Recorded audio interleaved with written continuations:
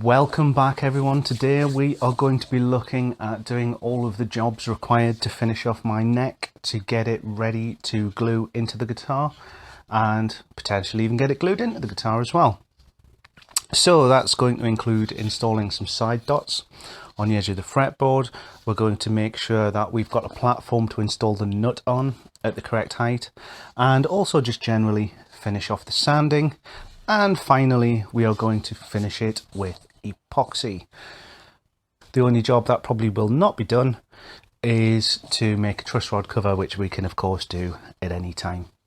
So let's start with the inlay side dots and let's crack on. So the first task is to simply mark where we want the dots to actually go as accurately as possible. Should always of course make sure you're intending to put the dots on the correct side. I've heard of many people messing that up. Just very lightly drawing on with a pencil here. At the end of the day, I'm going to have to lightly sand down the fretboard in a moment anyway, so it doesn't really matter if I gently mark it.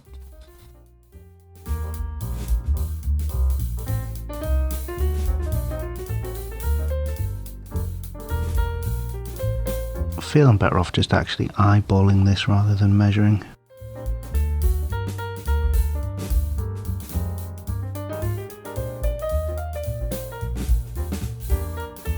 It may not be perfect, but it's a handmade instrument after all. Visual inspection. Looks okay to me. I think this one's a little bit high. But I can correct for that. I'm now just going to use a sharp point, in this case actually a compass rather than a proper tool, just to make a little point there. Now the material I've selected is this 1.5mm plastic in an off-white or ivory colour. 1.5mm is quite small, a lot of people go for 2mm I think, but it should do me absolutely fine. The technique's pretty simple. It's just a question of drilling a hole of equal size, popping a little bit of super glue in and sticking the rod in. So let's do that now. I'm just going to start it in reverse, try and avoid tear out, get it right on that central point.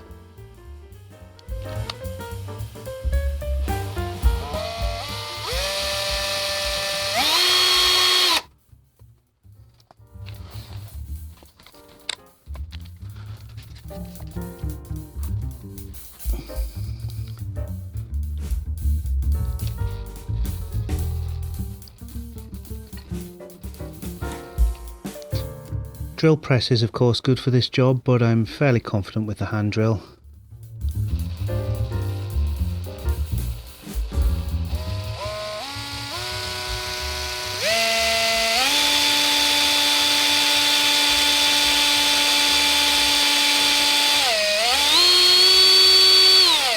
These holes should probably be drilled to 2mm or thereabouts. A dab of super glue added, and then that should do the job nicely. As I'm persevering with the 1.5mm holes, it's actually very difficult to get that inlay rod all the way in. What I'm actually doing is just sanding the end a little bit to make it a little bit more of a point and jamming it in quite forcefully. It is going in there, but it's stuck fast and there's absolutely actually no need for glue. Wonder if anyone's ever done a completely glueless instrument build. That'd be a challenge, I bet.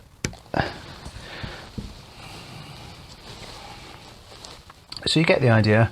I'm just going to work my way along the neck doing that, and then I'll give you a close-up of the results. So there we have a close-up. Not too bad for just eyeballing it. The two dots on the 12th fret are slightly staggered, but not too bad. Yep, happy with that. So the nut I intend to use is a PRS style graphite nut. I'm using this nut with a fairly thick fretboard, so I can't mount it on the end past the fretboard like you would with a Les Paul. Instead, I'm going to create a little shelf on the end of the fretboard for the nut to sit on.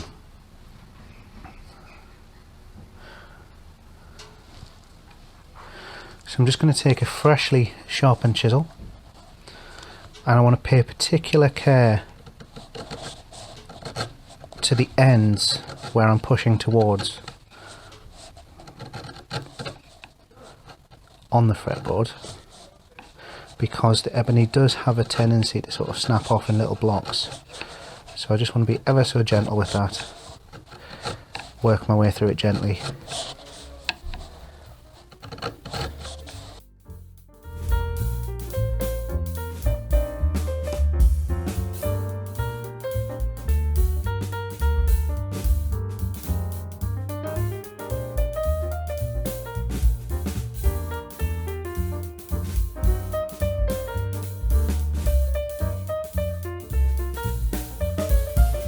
Now that I'm getting close, I'm just going to flip the work around and work on the other side.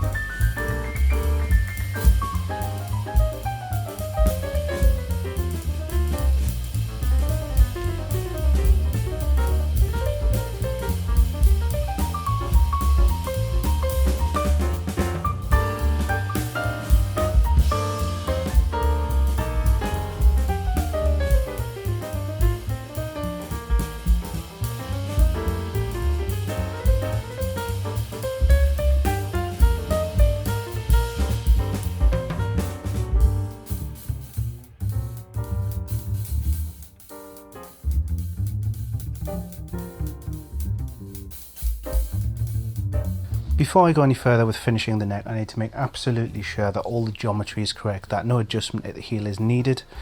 I've mocked up the neck being glued into position, and I've also measured and placed the bridge approximately where it needs to be. And if I take a straight edge and rest it on the fretboard, I can see at the moment I'm clearing the bridge flat down there by about 3mm. Now the bridge posts will actually cause that bridge to come up by at least a couple of mil, but also my string height will be about a mil or so above that as well, so I expect it to be close tolerances but within range. One thing I will be doing, which is slightly unorthodox, similar to the body, I'm actually going to be finishing the neck separate. So I'm just going to come in here with some masking tape and actually mark the point at which the neck joins the body, because I don't want to put any finish on the gluing surface.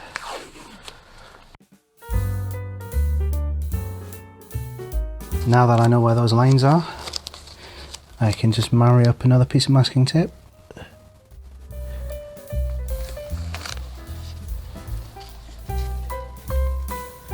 Notice I've left the slightest little hairline crack there.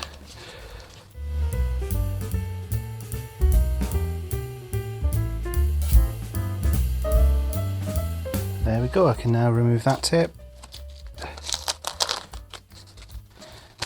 And we've got a finish line. So it's now effectively sanding time.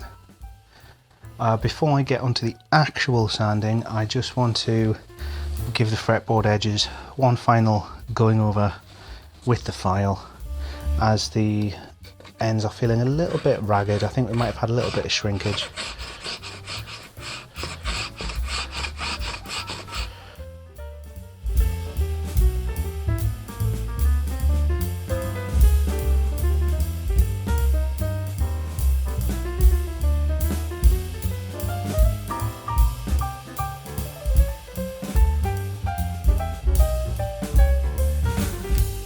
Next, sanding. The guitar neck is already fairly well sanded, so I'm just going to use some 80 grit just to clean off any greasy or dirty patches and just generally get the thing looking good. And then we'll take it down to about 240 grit ready for the epoxy.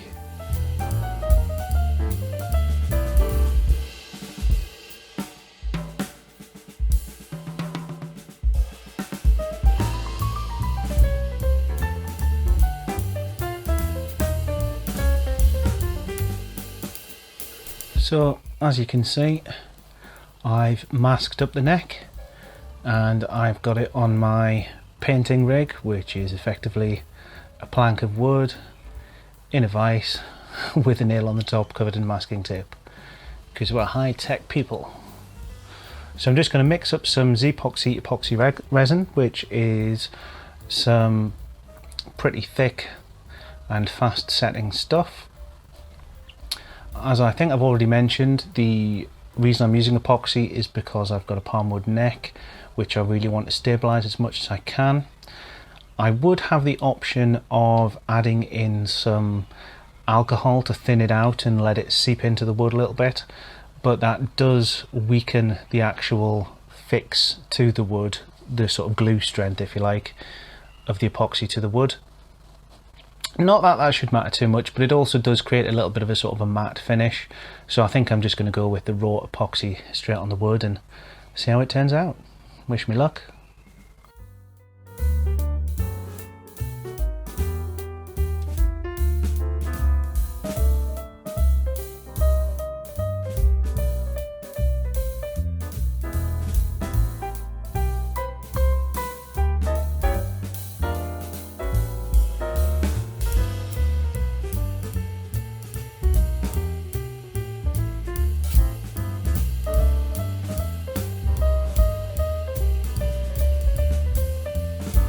It's a much warmer day today and I've pre-warmed the epoxy in a heat bath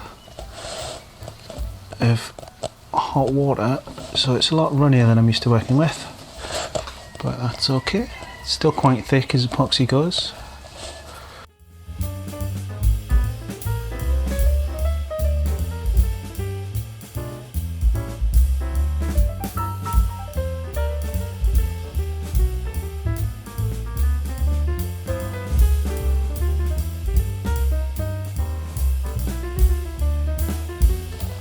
I've just realised as I've started to apply that I forgot to put the serial number type markings on the back of the neck, so we'll have to address that after we sand this coat back before we do the final coat.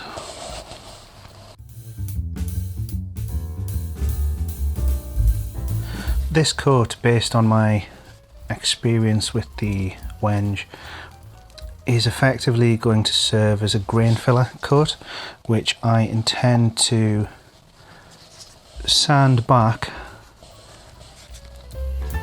almost to the bare wood, or probably to the bare wood to be fair,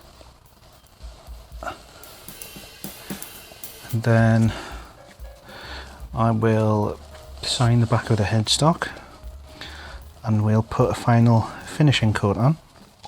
So that's now had rough sanding. I did 80, 120 and then 240 grit, and it's actually gone pretty well, the whole sanding process. Certainly found it a lot easier than I found sanding the body. The headstock in particular is looking nice and satin. It's good when you go through this sanding process, you do pick up on any little imperfections in the wood, and I mean there are a couple due to the sort of chippy nature of the wood that I'm working with, the palm wood. There are actually a few little splinters. You can probably see that one near the tuning peg hole, but I think that's going to be fairly discreet given its location behind the tuning peg. There are a few little pit marks and things, again just little pores in the wood that still haven't quite filled, which I hope to cover with the second coat. I think hopefully as long as that second coat goes all right, 2 coats should actually be all it needs.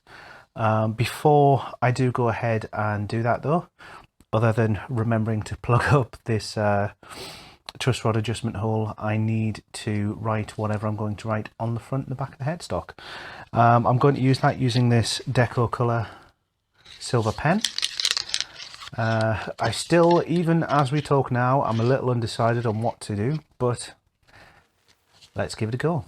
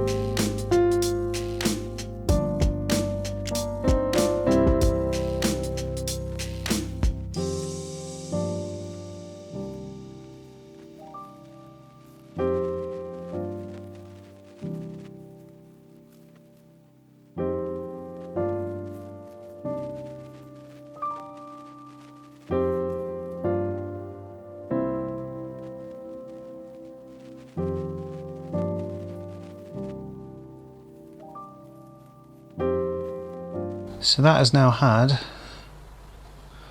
about 2 or 3 good thick coats of epoxy on there, which I think have dried a little bit better than it did on the body, I think.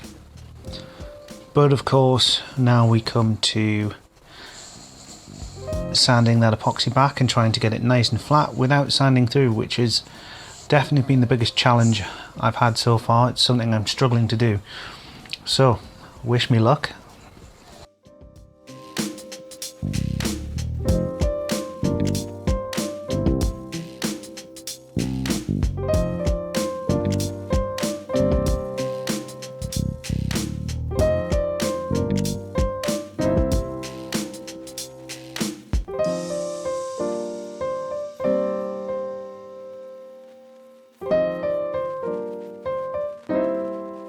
So there we have it. That has been sanded back, well, initially with 120 grit just to get rid of little spots and drops here and there. Most of the sanding back's been done with 320, then we went up to 800, then 2000, 5000, 10,000, and finally rubbed it back with some red buffing compound. It's not perfect, there's definitely some levelling issues in the finish, but as a first attempt, and given all the trouble I've been having trying to use this epoxy as an actual finish, I'm actually really happy with that and quite happy to leave it. It will get a final buffing when it all comes together as one guitar, but no, quite happy with that. The body's still causing me no end of trouble. You can see there's spots here where I've sanded through yet again. I'm just trying to get the quality of finish that I want on the body, actually on the front as well. It's just not glossy enough. It's becoming quite difficult to buff. So I'm going to sleep on that, decide what I want to do about it, then hopefully in the next video we can get that neck glued in and maybe do some finishing touches. Here's hoping. Until next time, goodbye.